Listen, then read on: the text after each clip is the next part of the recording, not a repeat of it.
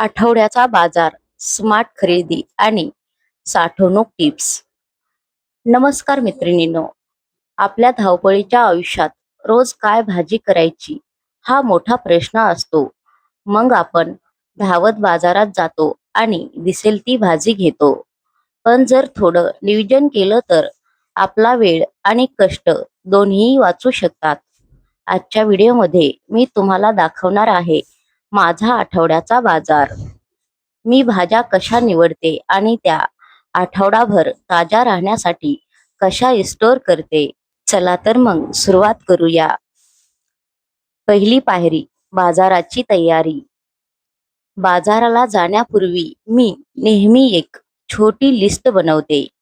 फ्रीजमध्ये काय शिल्लक आहे ते बघून आणि पुढच्या 7 दिवसाच्या जेवणाचा साधारण अंदाज घेऊन ही लिस्ट असते. यामुळे आपण विनाकारण काहीही विकत घेत नाहीत. दुसरी पायरी, प्रत्यक्ष खरेदी. यावेळेस मी काही पालेभाज्या घेतल्या आहेत, जसे की मेथी आणि कोथिंबीर. त्यासोबतच फळभाज्या, भेंडी, गवार आणि ताजी वांगी. नेहमीच्या भाज्या, बटाटे, कांदे आणि टोमॅटो जे कधीही लागतात. काही मुलांसाठी किंवा नाश्त्यासाठी हिरवे मटर आणि कढीपत्ता. तिसरी पायरी, भाज्या घेताना नेहमी मोसमी भाज्या घ्या. त्या ताज्या पण असतात आणि स्वस्त पण मिळतात.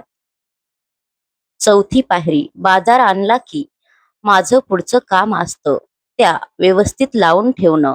पालेभाज्या मी मेथी किंवा कोथिंबीर निवडून पेपरमध्ये गुंडाळून डब्यात ठेवते. यामुळे त्या 4 ते 5 दिवस अगदी ताजे राहतात.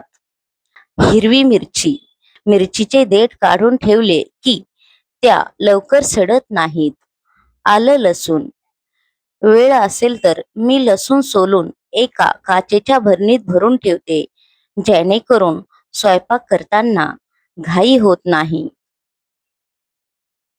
पाचवी पायरी, आठवड्याचा बाजार एकदम केल्यामुळे आपला रोजचा बाजारात जाण्याचा वेळ वाचतो. तर मैत्रिणींनो, असा होता माझा आजचा किचनचा आठवड्याचा बाजार. तुम्हाला यातील कोणती टीप आवडली मला कमेंटमध्ये नक्की सांगा. जर तुम्हाला हा व्हिडिओ थोडा जरी उपयोगी वाटला असेल तर व्हिडिओला लाईक करा, आपल्या मित्रमैत्रिणींसोबत शेअर करा आणि आपल्या चॅनेलला सबस्क्राईब करायला विसरू नका. पुन्हा भेटूया अशाच नवीन व्हिडिओ सोबत. काळजी घ्या आणि आनंदी राहा. धन्यवाद.